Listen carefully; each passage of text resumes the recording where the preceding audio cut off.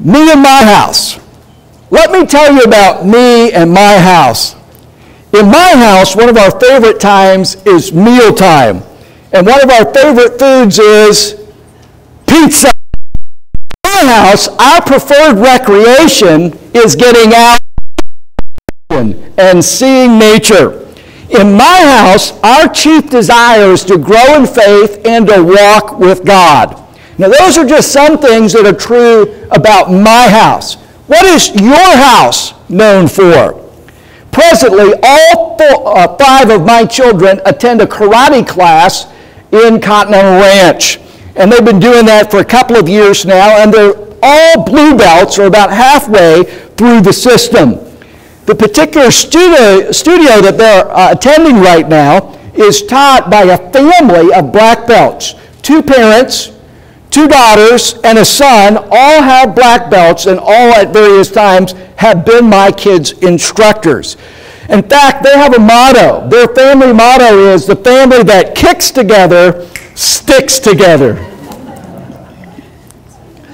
So when it comes to that house, I can tell you, they are known for karate. What is your home known for? You know, our country is full of passionate people. We are passionate about sports, but right now, all of us that are sports fans are in a little bit of a crisis here. We have to watch reruns of things that happened some time ago. Some about food or about cars, others about politics, and some homes, they major on relaxation. But every home is known for something. What is your home known for? In one of the most stirring declarations in the Bible, Joshua goes on record. He wants the Israelites to know what his house will be known for. In this message entitled, "Me and My House," I want you to notice what Joshua said about his house. This is Joshua 24, verses 14 and 15. The Bible says, "Now therefore fear the Lord in authority and in truth, and put away the served on the other side of the flood and in Egypt, and serve ye the Lord. And if it seem evil unto you to serve the Lord, choose ye this day whom you will serve, whether the gods which your fathers served on the other side of the flood, but or the gods of the Amorites in whose land ye now dwell. But as for me and my house, we will serve the Lord." Let me remind you that Joshua is God's chosen leader of the Israelites. Moses was used of God to bring the Israelites out of Egypt, through the Red Sea, through the wilderness, and Moses brought them right up to the banks of the Jordan River, which is east of Israel. At that point, God said Moses' work was done. It was time for a new leader, and that new leader is Joshua. Now, his job is going to be to take them over the River Jordan and take possession of the promised land. When we read Joshua 24, we're actually reading the last part of Joshua's life. He's already completed his work of bringing the Israelites in. They now possess the land, and it has been allotted to them, to each of their tribes. But Joshua is concerned. He knows that he's not going to be on the scene much longer, and he wants to make sure that future generations of Israelites follow the Lord the same way that he did. So he knows that his time is shortly going to be up, and he wants to steer them in the right direction. And he goes on record and says, "Me and my house, we're going to serve the Lord." So I want you to ask this question this morning, if you're a dad especially. What can a dad do to steer his family to serve God? That's really the essence of the message. What can his family to love and to serve God? I recognize the fact that some of you are not dads. I recognize the fact that some of you have your kids have already grown and they're pretty much out of the home, though you still might have some influence over them. But I want to say that everybody here, whatever your status is, you still have influence, either over other members in your home or extended family. And for that reason, I want you to consider, what can a dad do, what can a man do to steer his family to serve God? I want to give you 3 things here from the example of Joshua that should help you to steer your family to follow God. The first one is this: Joshua invites them to choose whom they will serve. So point number 1, are the choices. And he sets before them a pretty clear choice in our text. In verse number 15, he said, "You could serve the gods which your father served on the other side of the flood." Now that sounds a little odd to us. We think it might be talking about Noah's great flood, and it's not. The Hebrew word actually means river. And the river in the Bible is the Euphrates River. And so he's talking about Abraham. You could serve the gods that your father Abraham served before he found out about Jehovah God and God led him to the promise. You could serve those other gods way on the other side of the Euphrates. You could serve the gods that you knew your family forefathers knew down in Egypt. But he says, as for me and my house, we're going to serve the Lord. So you could serve other gods or serve the Lord. You know what? That might sound ancient to you, but that is as relevant as the 21st century in June of the 2020 in which you live, because everybody either serves God or gods of their own making, even to this day. Well, what does it mean to serve? What's he talking about? He isn't talking necessarily about priestly service, as if you've got to become a pastor or a priest or something. To serve, I like this definition by Warren Wiersbe. It's coming on the screen now. To serve God means to fear him. Notice that back in verse number 14, the first thing that Joshua said, "Now therefore fear the Lord." That means not to be afraid of him, but to reverence him and respect him, obey him and worship only him. It means to love him and fix your heart upon him, obeying him because you want to and not because you have to. So Joshua is talking about the devotion of people's hearts. He's talking about whom they're going to follow and whom they're going to love and whom they're going to obey the rest of their lives. Will those Israelites still follow God when Joshua is dead and gone? And you know what? That's a good question for every dad to ask. Will the people I know and love still serve God when I'm dead and gone? You know, we're so used to making choices, we make them all the time. We make hundreds of them every day. Am I going to wear blue or black today? Will we have time for breakfast today, or will I skip and just eat a bigger lunch? Will I order a chicken sandwich for lunch, or I'll have the burger instead? Will I read a book in the evening or watch a movie? Each day our lives are made up of hundreds of choices, but the same is true about our lives. Our lives are really a collection of the choices that we're making.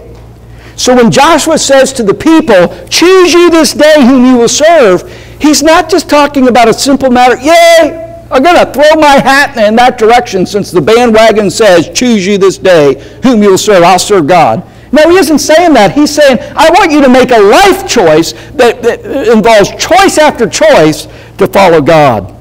So he wants them to see the long-range importance of making good choices. And what a guy to tell us about this. I want you to notice that choices were a big part of Joshua's life, and therefore he is an authority, or is an expert really, on being able to encourage you and me to make good choices. Hey, think about it. He was first.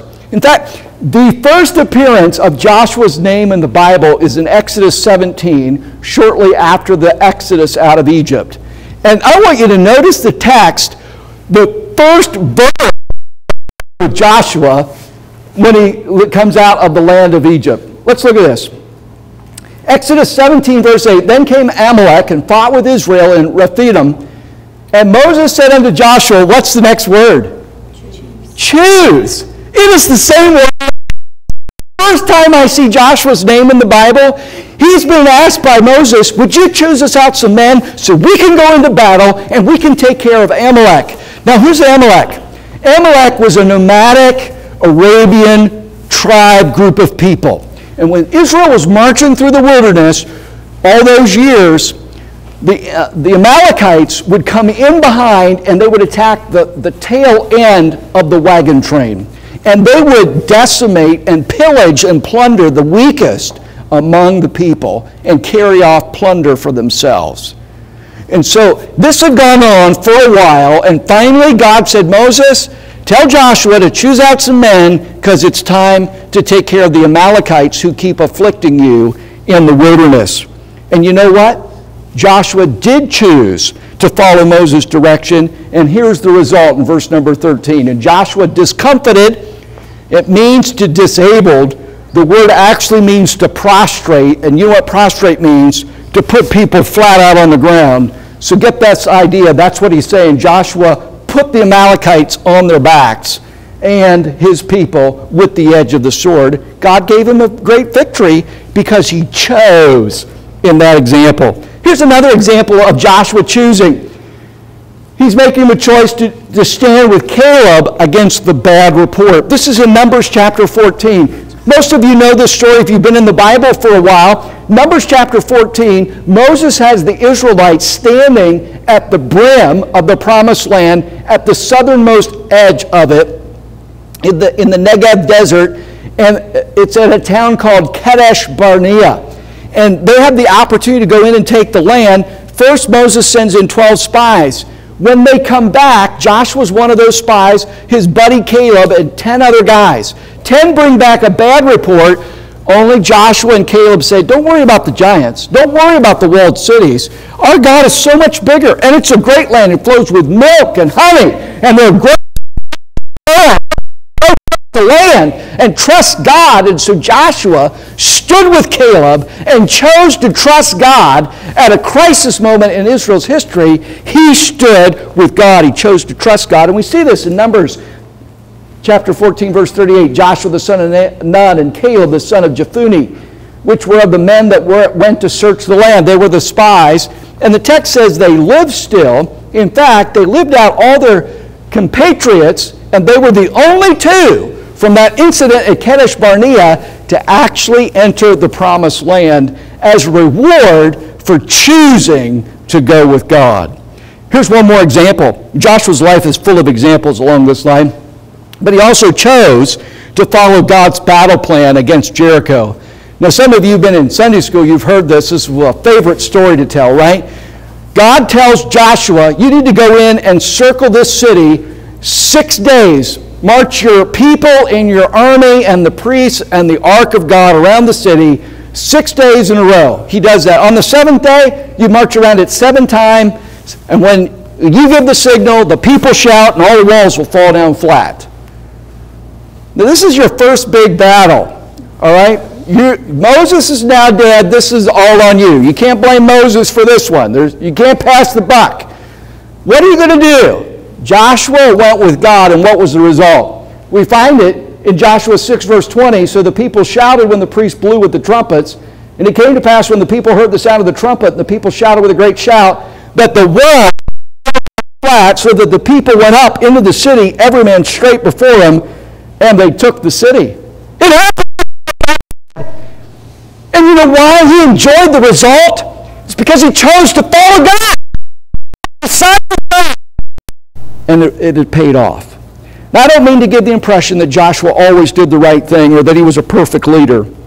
Certainly, I can point out mistakes as well. But he knew the importance of making a good choice and siding with God. And choosing for God is certainly worthwhile, not only in Joshua's day, but our day as well.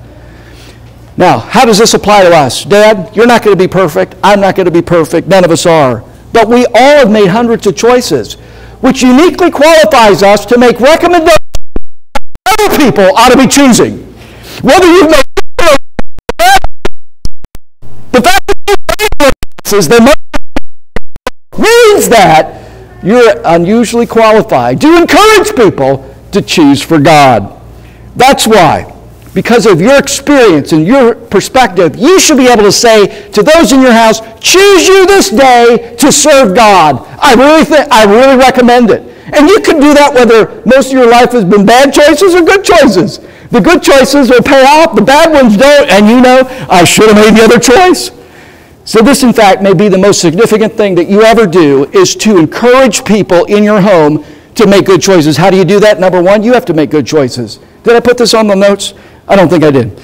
You must also encourage those around you to make similar choices in their lives. All right, let me give you an example of what I'm talking about. Most of you know about tug of war. Most of you have been in a tug of war match. Hopefully you've been on the right side of things. But let's just imagine today that you and I come up to a tug of war battle. and it's like it's kind of hung up, and we don't know which way necessarily it's going to go. And both sides are calling out to you, join us, help us. You know what I'm going to do if I'm standing there? I'm going to be assessing the mass on either side of the middle of that rope. And you know where I'm going to throw myself? I'm going to throw myself on the side with the greater amount of mass, because it's more likely that that side is going to prevail.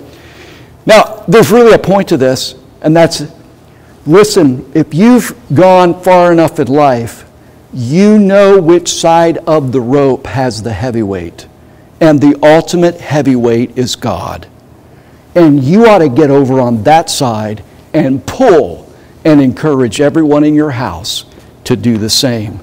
You know, if you're going to be a father who's going to steer your family in the right direction, then one of the things you need to help them with are choices. And it starts with you making good choices. There's a second thing I see in the text that is helpful for us. In fact, kind of made this discovery as I was analyzing and working on the text this week, something that's commonly overlooked. Why don't you kind of dive into the text with me for just a moment? I've already read for you Numbers 24, 14, and 15, which ends, "But as for me and my house, we will serve the Lord." How do the people respond to this challenge to make this choice? Well, the people are all in. Verse 16, the people answered and said, "God forbid that we should forsake the Lord, serve other gods." We ain't going to do that, Joshua. What are you thinking? We're not idiots. Man, we're with you. We're going to serve God. You know, and everyone's hooting and hollering, waving their sticks, and they got their number one fingers up in the air. We're going with God. What does Joshua do to kind of simmer down the pot a little bit, so to speak? Well, he reminds them that they will be tempted to serve other gods. Verse 17, "For the Lord our God, He it is that brought us up and our fathers out of the land of Egypt from the house of bondage." So these are the people still saying, we're going to serve God. Verse 18, "And the Lord drove out from before us all the people, even the Amorites, which dwelt in the land." That's taking possession of the land. "Yeah, we're going to side with God, therefore we're going to serve the Lord," he said. The people say, "For He is our God." Now look at verse number 19. And the Bible says, "Joshua said unto the people, Ye cannot serve the Lord, for He is an holy God. He is a jealous God. He will not forgive your transgressions, nor your sins. If ye forsake the Lord and serve other strange gods, then He will turn and do you hurt and consume you. After that, He hath done you good." What Joshua is saying, listen, it's not as simple as a pep rally. It's not as simple as putting your hand up today. Because when I'm dead and gone, you're going to be tempted to serve other gods and go other ways. And when you're gone, your kids, your offspring are going to be tempted to go other ways. That is always the way things go. Men and women naturally slide away from God. Just like the weeds in your yard, you don't invite them to grow there. They come up of their own volition. And so weeds of sliding away from God come up in every new generation. And aren't we seeing that today? We live in a country, from the halls of education to the halls of Congress, a total disrespect for God. Not even a tolerance for God. A desire to throw God. This is not unique to America, and this is not only our problem, it is common to history. It's a challenge to get the next generation to embrace the gods that their fathers did. It's a challenge in every generation.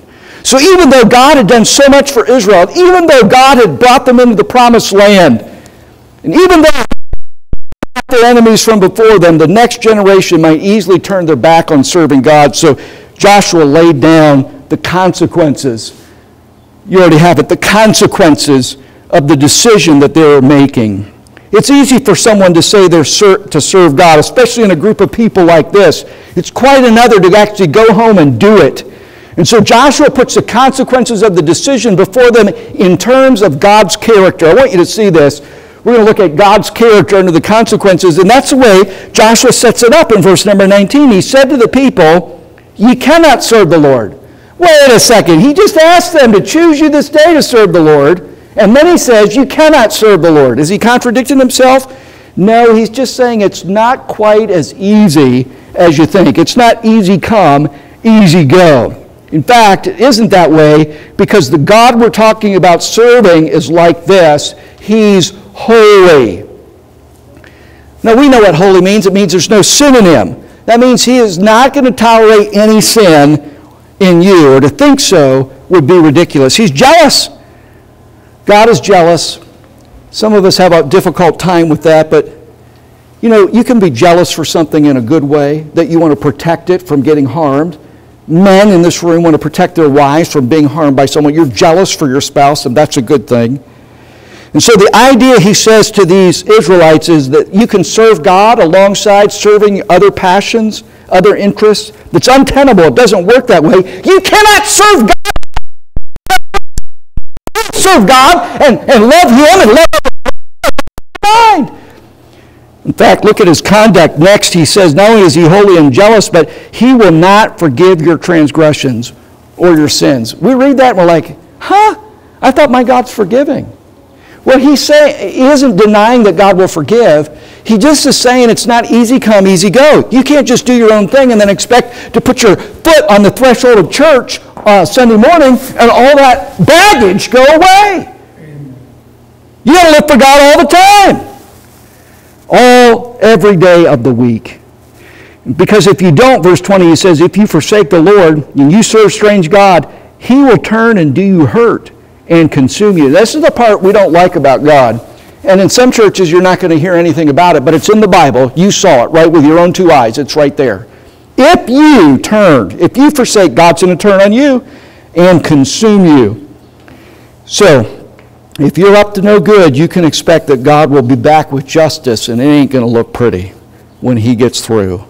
In other words, Joshua was saying to the people, you cannot be casual with God. You've got to consider the consequences. You're either all in or you're all out. Middle road. Consider that. So if you're casual with God, if you flirt with the devil, God knows, and you aren't going to get away with it. Certainty of consequences needs to be stamped in our minds. Remember Proverbs chapter 15, verse 3, the eyes of the Lord are in every place, beholding the evil and the good. Fathers, let me talk to you for just a moment about how important it is to lay consequences before our kids. Sure, every person possesses freedom of will to make choices, and they have to suffer the consequences.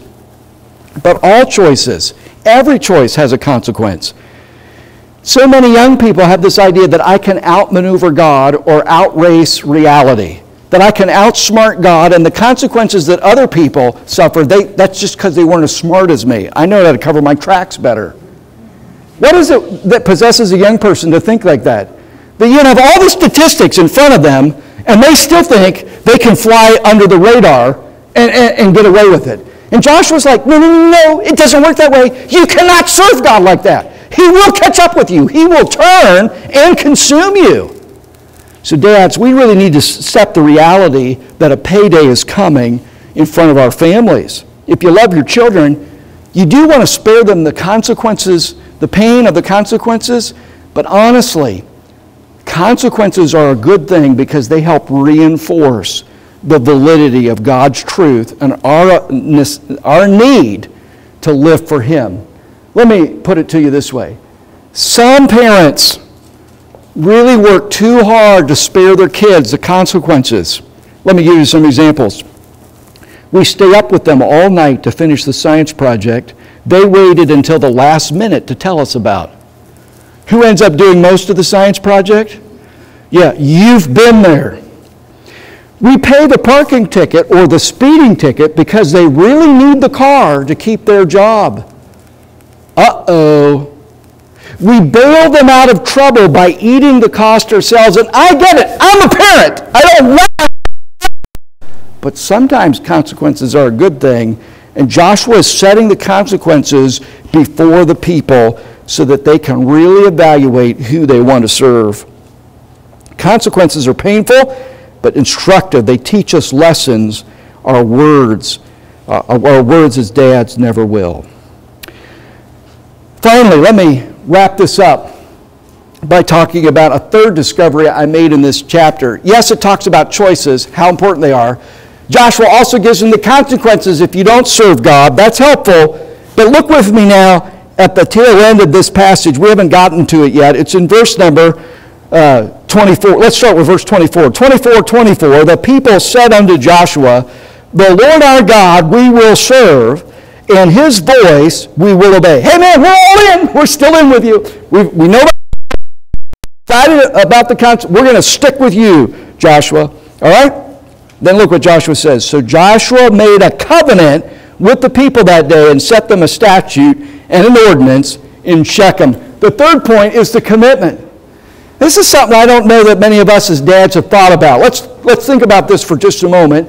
Joshua didn't just expect them to do right and encourage them to do right. He asked them to make a commitment. It's in verse number 25. So Joshua made a covenant. Point letter A up there is he makes them promise. He makes them promise. Honestly, we have very little control over the next generation. I read a number of quotes this week that little do we know that the kids we're raising are one day going to be setting the rules and running the show. It happens so quickly. And we can't make our kids come out a certain way or to think a certain way. But we can point them in the right direction. We can give them instruction. But we cannot, rather, make right choices for them. So Joshua had a plan. His plan involved a covenant, which is a solemn promise between two parties. Soon Joshua would be gone. Soon he wouldn't be able to coach, instruct, or correct them. So he made them promise that they would do what they said they would do. And this promise, according to verse 25, he set them a statute and an ordinance in Shechem. Shechem is the place of rule at this time, the city,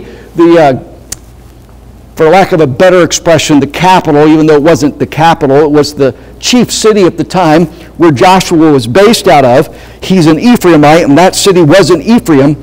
I'm getting too detailed. Let me move on. Okay, so he put it down as a statute and an ordinance. In other words, he put it on the record so that each new generation would see the statute and be reminded of the rule. But that's not all he did. Look at verse 26. And Joshua wrote these words in the book of the law of God. And he took a great stone and he set it up there under an oak that was by the sanctuary of the Lord. In the commitment, he made them promise. He set up a covenant, and then he set up a memorial. Joshua did more than encourage. He put it in writing, and he put up a monument. Joshua was big on monuments. Do you remember when they entered the promised land? The waters parted at the Jordan. The men took up how many stones out of the Jordan? 12 Gilgal, and built an altar there so they would remember the victory that God had given them through the Jordan River. Here's at the end of his life. What's he doing again? Setting up a stone. We would call it a statue, a pillar, a monument. Here is recorded this day that this people will do this thing. Why? So they will. It's a shame that we're taking down so many statues. We need to remember our history, not deny it happened. That was free. All right, he didn't let the fate of the nation up to chance. He went on record. He made them commit. You know, you shouldn't let the fate of your family be up to chance. Fathers need to get out in front and lead the way. They need to make it difficult for their family members to go the wrong way. Could you think about this? Imagine this scenario. Sitting down with your kids before they go off to college or out on their own, their first apartment, and say to them something like this: your mom and I, we've invested a great deal in you. We really want the best for you, but you're about to launch out on your own. I just want you to know your mom and I will be praying for you. And on top of that, we'd like a commitment from you that you're going to stay in church and love God and serve Him. Oh, I could never get my kids to do that. Have you even tried? I mean, Joshua didn't want them just to hope that they would follow the Lord. He wanted them to say, hey, let's put this down in the statute. Let's make it a promise. Let's say that you committed to following God.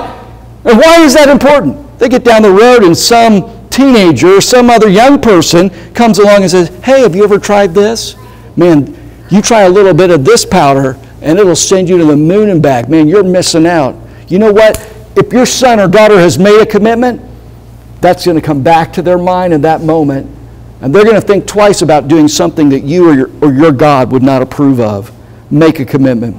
Hey, if you want to serve God, if you want your family rather to serve God, hey, there's nothing wrong with getting out in front and pushing them in the right direction. so that they get it. That's what Joshua's doing. His time's almost through. And before you know it, Dad, your time will be through. But you can push your kids in a good way, in the right direction, the same way Joshua was trying to push this people, by having them evaluate their choices, considering the consequences, and making a personal commitment to follow the rule. A year ago, I'm going to finish this way.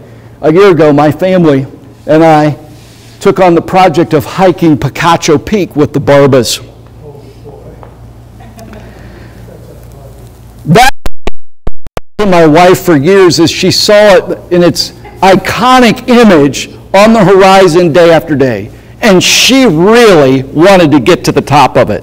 And our family had not yet taken up the effort. So while the Barbas were here a year ago, we gathered at Picacho Peak State Park, and we decided that we would go up the back side of the mountain after some deliberation. So we went up to the upper parking lot to the north of the park to start, and we hardly got out of the car. We're still putting on sunscreen, and our boys are off to the races. You know how it is with teenagers. I mean, they've done the hike twice by the time you get to the trailhead. And so they were just out in front, and I saw them take it off, and I was hanging with the Barbas, and so was my wife and my daughter, and I thought, you know what, it probably isn't wise to be out here on a hot day and my kids climbing a mountain without any adult supervision. So I thought to myself, man, so I girded up my loins, a biblical expression to really make tracks, and I girded up my loins, and I think Matthew was by my side, and after a little while, about 5 or 10 minutes, I caught up to the lead group, and it was some effort. And all of us now, it's 4 boys and myself, we're together, and we make our way to the back side of the mountain, and we're at the base of the mountain, actually just a few feet up from the base, so we can kind of look back at the trail. And we took a break. I had an orange. Most of the boys had some water. We ate some trail mix, and we thought, we're just going to take our break till the rest of our party catches up. And we waited, and we waited, and we waited. And the rest of the party didn't show up. And so some of us are like, what kind of hat did he have on? What kind of shorts was he wearing? Did my wife have a pink hat on? And we're trying to pick out from down below which hikers might be our party. And never anybody came our direction. So finally I get out my cell phone to check, and I have reception. So I called and I said, where are you? She said, we're on the trail. So we waited some more. And I said, well, what part of the trail? I called her back, what part of the trail are you on? And she says, I don't know. She said, send me a picture. This really happened. So I took a picture of where I was, and I sent it to her by text, and she says, we're not near there. And she called, she had a brochure or something, she called the base, the ranger station, and she explained where she was, and she was at the southernmost side of the mountain. She had totally, and we learned later that there was a part where the trail split and wasn't well marked. And while she needed to go left toward the base of the mountain with the Barbas, their party went right and skirted the mountain and missed it completely. The truth about it is, she never got up the mountain that day. And only my boys and I were able to celebrate at the top. Now, there is a lesson in this rather humorous story. It's humorous now, it wasn't that day.